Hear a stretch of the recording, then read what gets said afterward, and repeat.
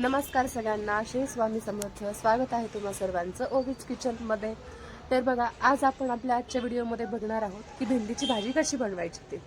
आता तुम्हाला प्रश्न पडला असेल की हे काय, भेंडीची भाजी तर सगळ्यांनाच येते. हो, येते सगळ्यांना, पण ही थोडीशी वेगळी आहे. जर तुमच्या घरामध्ये अगदी 1 ते 1.5 वर्षाची मुलं असतील किंवा त्याहून थोडी मोठी असतील तर ती भाजी खायला बरेच मुलं नाटकं करतात, नंतर तिखटच आहे, आवडतच नाही. तर अगदी सोपी अशी रेसिपी आज मी तुम्हाला भेंडीची दाखवणार आहे, जी की आहे फक्त तेल आणि मिठातली. ती मुलं तुमची तिखट म्हणणार नाहीत, काही म्हणणार नाहीत, आवडीनं अशी खातील. त्यासाठी व्हिडिओ अगदी आपल्या शेवटपर्यंत बघा, अजिबात स्किप करू नका. आणि हो, जे कोणी आपल्या चॅनलवरती नवीन असाल प्लीज सबस्क्राईब करा. आणि चला, आता इथे मी ही भेंडी घेतली आहे स्वच्छ धुवून. भेंडी कधीही आपण मार्केटवरनं जर आणली तर ही स्वच्छ धुवून घ्यायची, कारण रस्त्यावरची धूळ वगैरे ह्याला खूप बसलेली असते. मी स्वच्छ ही धुवून पुसून घेते, करून भेंडी आपली लाळीस अशी होणार नाहीये. त्यासाठी भेंडी आठवणीनं आपण स्वच्छ धुवून घ्यायची. भेंडी ही मी आता स्वच्छ करून घेतली आहे. आणि त्याचबरोबर मी आता इथे शेंगदाणे भाजत ठेवले.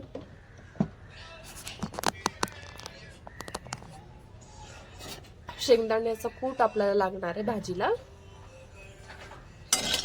त्यासाठी शेंगदाणे अगोदर अगदी क्रिस्पी असे भाजून घ्यायचे.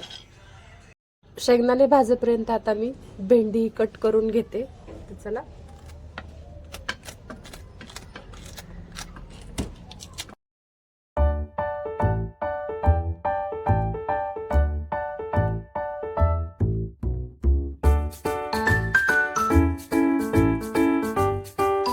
शेंगदाणे असे लाल लाल असे मस्त कडक भाजून घेतलेत. आता ह्याचं कूट करून घ्यायचंय.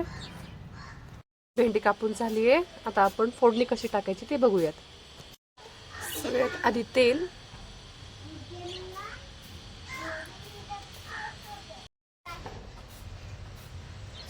मोहरी आणि थोडेसे जिरे हे छान तडकू द्यायचे. आणि मग लगेचच त्यात भेंडी घालून द्यायची.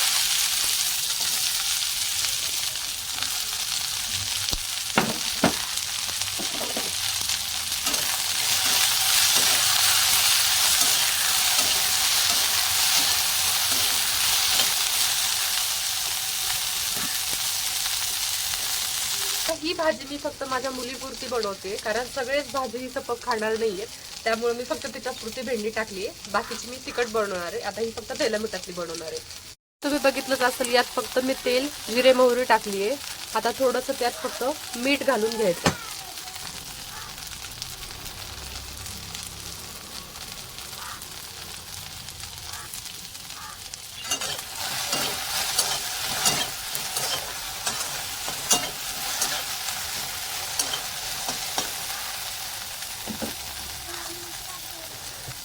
भेंडी चांगली आता शिजेपर्यंत मी त्यावर झाकण ठेवते. एक 5 मिनिटात भाजी आपली शिजेल. 5 मिनिटं झालेत, भाजी शिजली का बघूया.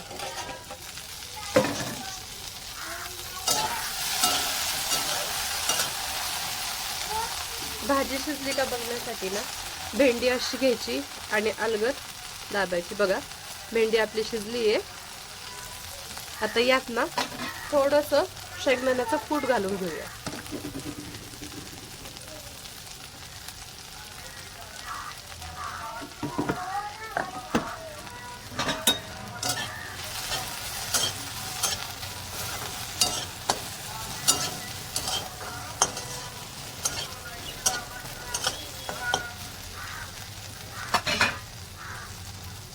आपली भाजी तयार आहे. आता तुम्ही सपक भाजी ही बघितलीच असेल. आता मी त्याच कढईमध्ये तिखट भाजी सुद्धा बनवून दाखवणार आहे. त्यासाठी व्हिडिओ बघत राहा.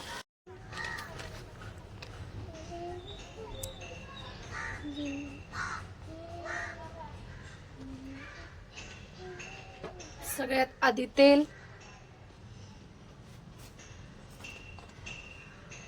त्याचबरोबर मोहरी चांगली तडकू द्यायची.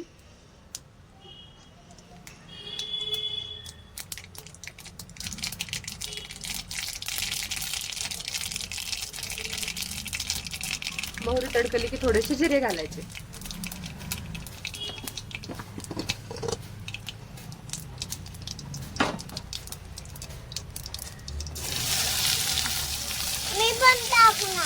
पडशील बाळा, नको.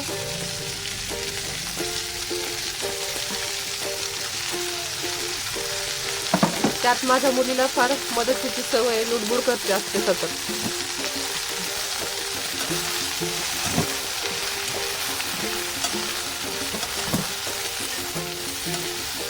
भेंडी ही चांगली तेलात फ्राय होऊ द्यायची.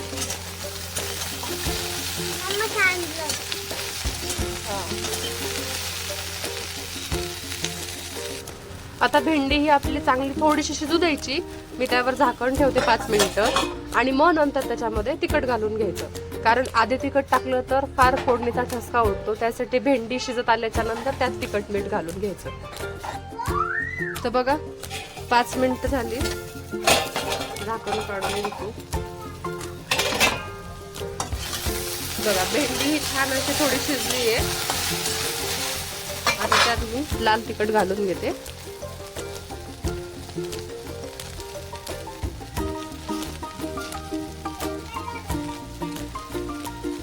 त्याचबरोबर थोडीशी हळद, कारण लाल तिखटाने भेंडी थोडी काळी दिसते, त्यामुळे थोडीशी हळद घालते.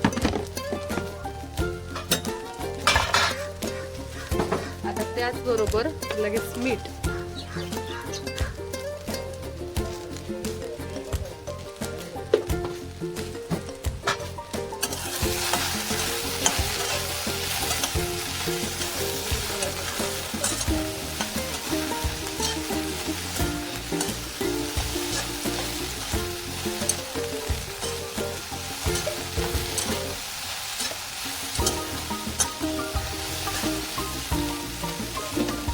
आता 2 मिनिटं मी त्याला परत झाकून ठेवणार आणि मग नंतर त्यात शेंगदाण्याचं कूट घालून घेणार. 2 मिनिटं झाली. आता यात मी शेंगदाण्याचं कूट घालून घेते. त्याआधी बघा भाजी आपली चांगली शिजली आहे.